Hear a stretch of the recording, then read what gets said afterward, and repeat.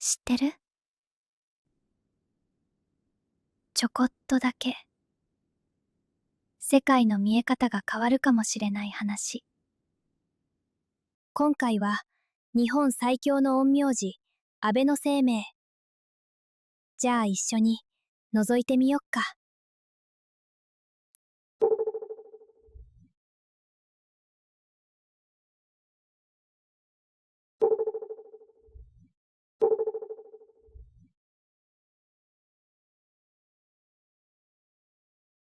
この国には目に見えない加護がある。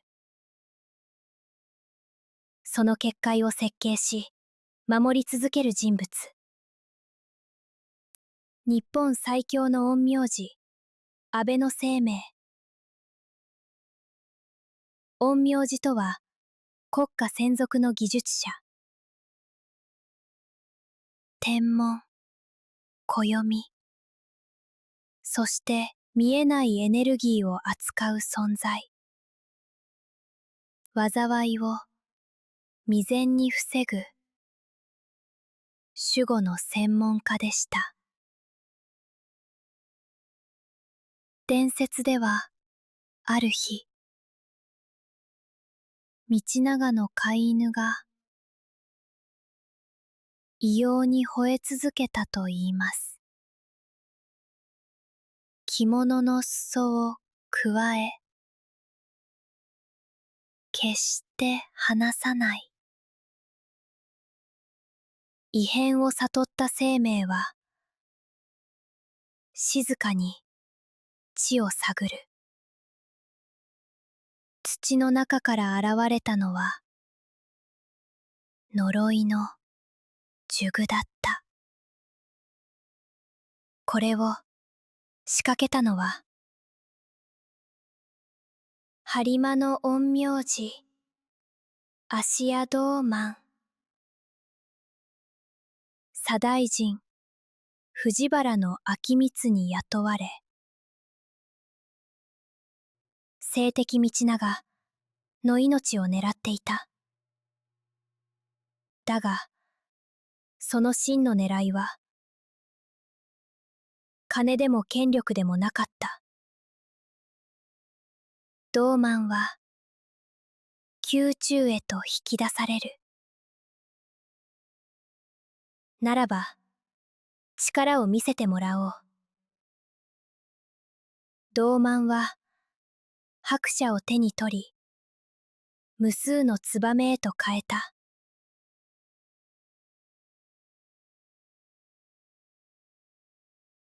生命は、そのツバメを一振りで、元の砂へと戻す。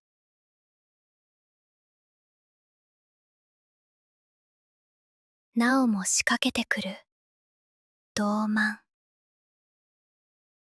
生命は、天空から竜を呼び出した。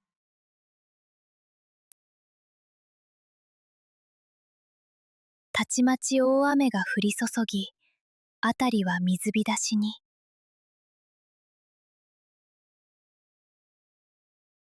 道満は竜を消そうとするが、術は届かない。水位は膝を越え、みるみるうちに腰にまで達していく。生命が静かに唱えると、雨はぴったりと止んだ。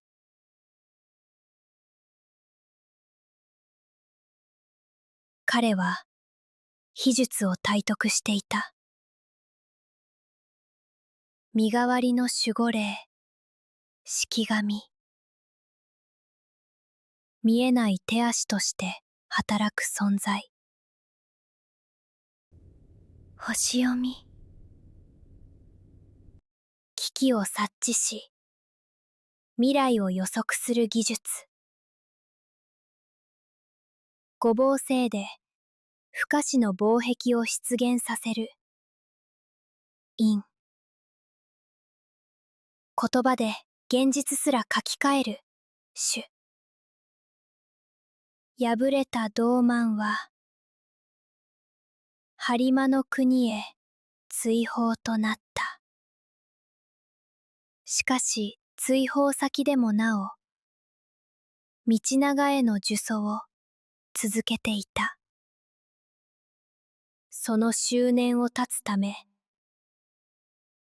晴明は播磨の地へと向かう。道満は大地に埋めた呪符で主を放った。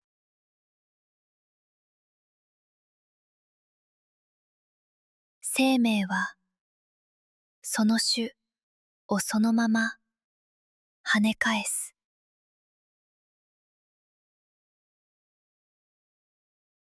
己が放った主に己自身が追い詰められていく道満。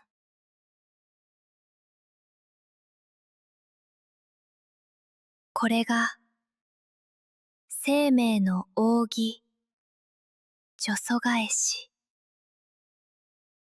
勝ったのはやはり晴明でした。道満が本当に狙っていたものを、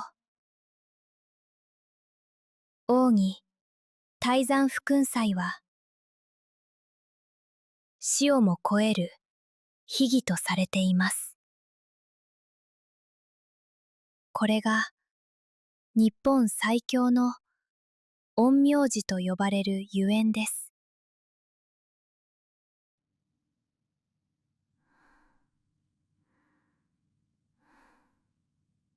そして圧倒的な力を持った彼が整えたのは人だけではなく、この日本という国そのもの、自脈という見えない気の流れ、龍脈の力を使ったと言われる奈良と同じく、京都は巨大な結界として設計されました。彼の母は人ならざる存在だったとも言われています。白虎、葛の葉。正体を隠し、人として生きた母。だがある日、その姿を我が子に見られてしまう。障子に書き残された一種の和歌、恋しくば、訪ね来てみよ。母は静かに森の奥へと姿を消した。二つの世界の境界に生まれた少年。誰よりも見えてしまう世界。その力は母から受け継いだものでした。そして誰にも理解されない孤独。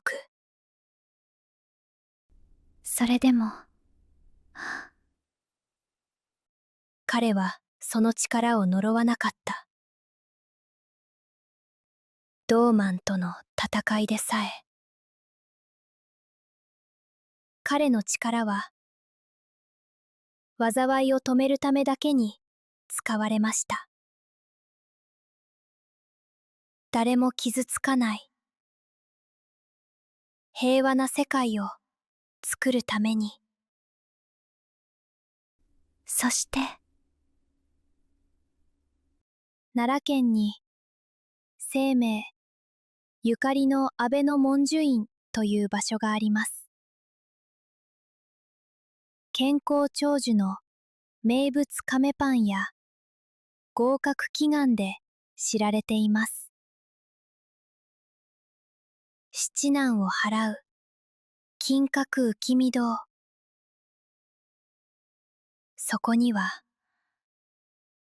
苦しみを救う知恵が込められ、今も静かにその守護を感じられる場所です。世代を超えた魂の継承。縁の行者は自脈を見つけた。聖徳太子は理想を示した。秦氏はそれを形にした。そして生命はそれを完成させ、呪術で守り続けた。奈良県の平城京と京都府の平安京。同じ設計で作られた双子の都を守る結界。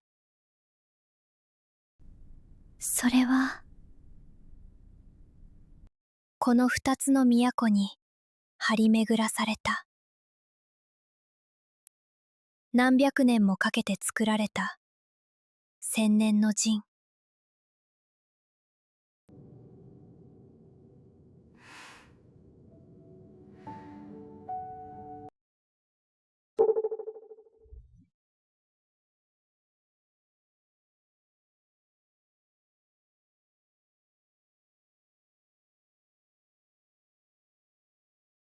彼はこの国を守るために自分の85年の人生すべてを使った。自らをこの地につなぎ、永久に消えない守護の鍵となった。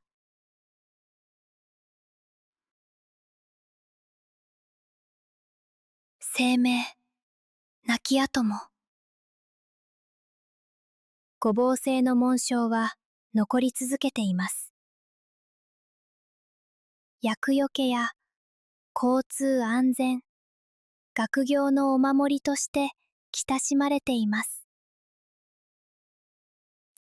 1000年以上経った今も。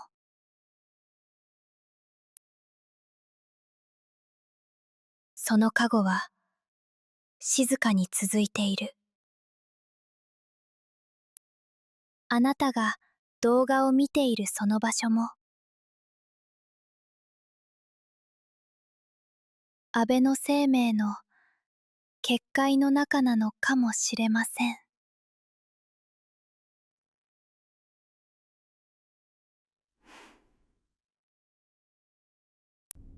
次回、特別会、呪術と魔法。呪術か魔法か、それとも科学。あなたは知っていますか？最後まで一緒に見てくれてありがとう。まだまだ話していないことがたくさんあるんです。ロマンを集めて、ここで静かに待っています。